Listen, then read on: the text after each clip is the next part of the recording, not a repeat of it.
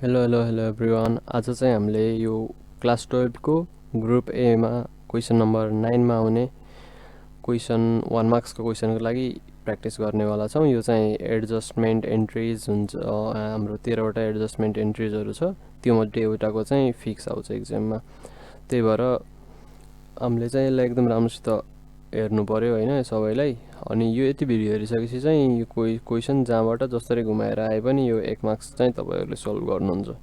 चाहिँ यस्तो प्रकारले आउँछ हैन, खासै घुमाउनी त हुँदैन। अब कहिलेकाहीँ के भन्न सक्यो भन्दा propose dividend share capital 2 lakh, propose dividend 5% भनेर नि दिन सक्छ। अब यहाँ तल छ प्रपोज डिभिडेन्डको केस। त्यस्तो खालको आयो भने अब तपाईहरुले के गर्ने भन्दा share propose 5% of share capital गर्ने, जति अमाउन्ट आउँछ त्यो अमाउन्टले यहाँ राख्ने हो। त्यो त पक्कै सकिहाल्नुहुन्छ होला। बढी घुमाए त्यसरी घुमाउँछ, नत्र डाइरेक्टली भन्छ। अब हाम्रो क्वेसन चाहिँ एक्जाममा कसरी लेख्ने भन्दा क्वेसन नम्बर 9 लेख्दिने, अनि त्यसपछि डाइरेक्ट जे हो त्यहाँ के देखा हो जसको देखा त्यसको यहाँ जर्नल एन्ट्रिज बनाइदिने, अनि साइडमा अमाउन्ट लेख्ने, अनि यो डिस्क्रिप्सन पनि लेख्ने बिङ भनेर। यसमा सबैमा सेम लेख्दै हुन्छ बिङ। अब यहाँ के हो heading, being closing stock adjusted छ, being depreciation adjusted, being appreciation adjusted, being bad debts adjusted. यस्तै हो, इजी हो। मैले एउटा मात्रै लेखेको यहाँ। अब हेरौँ है त, क्लोजिङ स्टकको आयो भने हाम्रो क्लोजिङ स्टक जहिले पनि डेबिट हुन्छ। अब क्लोजिङ स्टक केसँग रिलेटेड छ? ट्रेडिङ एकाउन्टसँग। ट्रेडिङ एकाउन्ट क्रेडिट हुन्छ, ठिक छ। एउटा केस क्लोजिङ स्टकको आउन सक्छ। अर्को भनेको डेप्रिसिएसन। हाम्रो डेप्रिसिएसन भनेको के हो? हाम्रो लस हो, त्यही भएर चाहिँ यो डेबिट भयो। अब यो केसँग रिलेटेड हुन्छ भन्दा डेप्रिसिएसन हाम्रो फिक्स एसेटसँग रिलेटेड हुन्छ। अब हेर्नु है, यहाँ मैले अन्डरलाइन यसलाई हाइलाइट गरेको फिक्स एसेट्सलाई यसरी। अब क्वेसन के भनेर आइदियो भने डेप्रिसिएसन कि त अब डाइरेक्ट यसरी एडजस्ट डेप्रिसिएसन 5000 भनेर आइदियो भने त यसरी लेख्नु पर्यो, डेप्रिसिएसन एकाउन्ट डेबिट अनि यहाँ 5000 लेख्ने, टु फिक्स एसेट एकाउन्ट अनि 5000 लेख्ने। बट अब यहाँ क्वेसनले डेप्रिसिएसन अन फर्निचर 5000 भनिदियो भने depreciation account debit to furniture account भनेर लेख्नु पर्यो। जेसमा देख त्यसकै नाम लेख्नुपर्छ, जुन फिक्स एसेट्सको नाम देख त्यसकै नाम लेख्नुपर्छ। एप्रिसिएसनमा पनि सेम हो। अब एप्रिसिएसन भनेको हाम्रो इन्कम भयो, त्यही भएर यो क्रेडिटमा गयो है। अघि डिप्रिसिएसन लस थियो, त्यही भएर डेबिटमा गयो। एप्रिसिएसन इन्कम हो, त्यही भएर क्रेडिटमा गयो। अब यहाँ पनि फिक्स एसेट्स छ, यहाँ पनि फिक्स एसेट्स छ। अब एप्रिसिएसन हाम्रो फर्निचरमा अथवा हाम्रो बिल्डिङमा भन्दैछ भने हामीले एप्रिसिएसन अब जुन हेडिङ भनेको त्यो हेडिङ लेख्नु पर्यो यहाँ हाइलाइट गरेको ठाउँमा। अब यहाँ पनि अघि जे भनेको त्यही हेडिङ लेख्नु पर्यो, अथवा केही पनि भनेको छैन भने बल्ल फिक्स एसेट्स लेखेर छोडिदिने हो। Fix assets account debit amount लेख्ने, टु एप्रिसिएसन एकाउन्ट अमाउन्ट, अनि त्यसपछि यहाँ डिस्क्रिप्सन लेख्नुपर्छ है, बिङ एप्रिसिएसन एडजस्टेड। अब ब्याड डेप्ट, अब ब्याड डेप्ट पनि हाम्रो लस हो। अब तपाईँको कोहीले पैसा लियो तर पैसा दिएन भने त्यो तपाईँको लस हुन जान्छ, त्यही भएर ब्याड डेप्ट हाम्रो डेबिट हुन्छ। अब ब्याड डेप्ट केसँग रिलेटेड छ? डेप्टर्ससँग, त्यही भएर यो यहाँ आयो। अब provision for bad dept, provision for bad डेप्ट पनि सेम हो, यसको जस्तै सेम नै हो। Provision for bad dept account debit to debtors account. अब कहिलेकाहीँ यसरी झुक्क्याएर नि आइदिन सक्छ। डेप्टर्स 2 लाख अनि प्रोभिजन फर ब्याड डेप्ट 5% भनिदियो भने अब तपाईँहरूले के त्यहाँ 2 लाख लेख्ने होइन, फेरि अब तपाईँले 5% अफ 2 लाख गर्ने। अब त्यहाँ जति आउँछ त्यो एमाउन्ट बल्ल लेख्ने हो।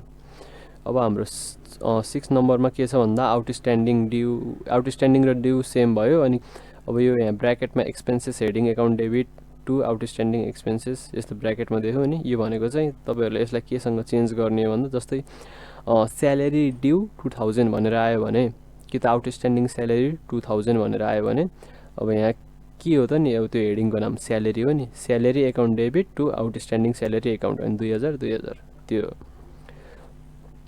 अब हाम्रो अर्को, अब एउटा आउटस्ट्यान्डिङ, अब अर्को प्रिपेड। प्रिपेड भनेको पहिले पैसा तिरिसक्यो। अब पहिले पैसा तिर्यो, प्रिपेड त हाम्रो एसेट्स हो। अब अघि आउटस्ट्यान्डिङ हाम्रो के थियो? लाइबिलिटिज थियो, त्यही भएर क्रेडिटमा गयो। अब प्रिपेड त हाम्रो एसेट्स हो, त्यही भएर यता आउँछ। अनि यो केसँग रिलेटेड थियो? जुन हेडिङ हो त्यहीसँग रिलेटेड थियो, त्यही हो। अब यो पनि जुन हेडिङ हो त्यहीसँग रिलेटेड हुन्छ। अब प्रिपेड के हो त नि? अब प्रिपेड स्यालेरी भनेको भने अब प्रिपेड रेन्ट भने मानौँ प्रिपेड रेन्ट 5000 भन्यो। अब प्रिपेड यहाँ ब्र्याकेट देख्छु मैले, अब यो जुन हेडिङ हो त्यही लेख्ने। अब यहाँ prepaid rent account debit 5000 to rent account 5000 सकियो।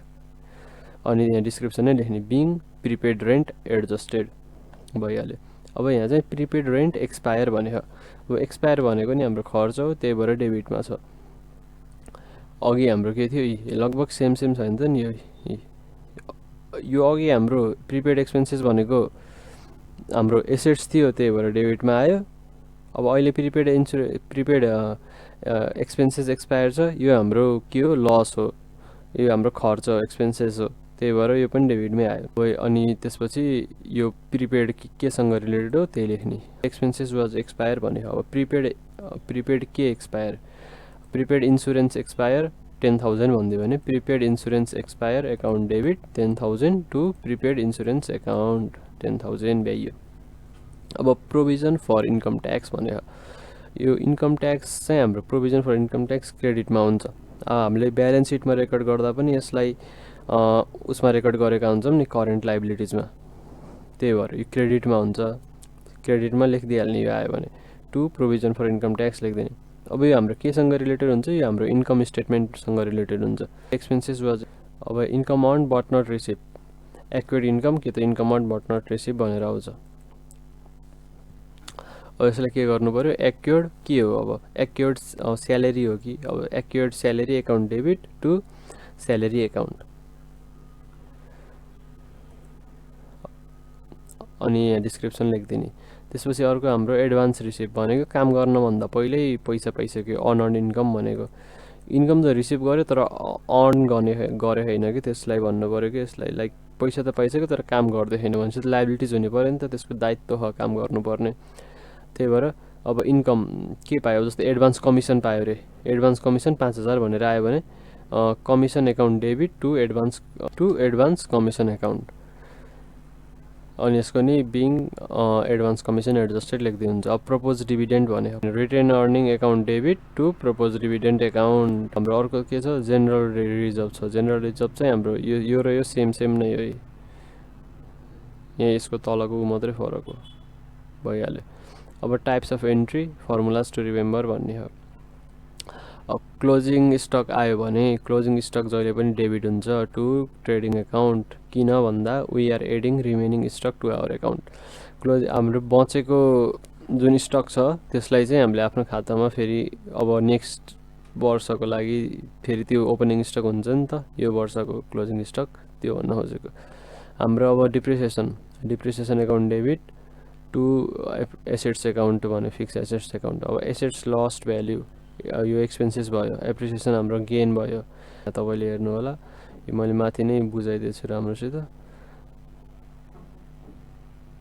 यति नै हो। अब यति गरेपछि हजुरले मजाले बुझ्न सक्नुहुन्छ। यसलाई फेरि एकचोटि हेर्नु यसरी, अनि आफैले प्र्याक्टिस गर्नु 2-3वटा क्वेसनहरू, अनि मजाले मिल्छ। जब 13वटा हो, सम्झिन नि सजिलै हुन्छ। यति गरेपछि चाहिँ पक्कै मिल्छ। केही कन्फ्युजन छ भने कमेन्ट सेक्सनमा कमेन्ट गर्नु होला।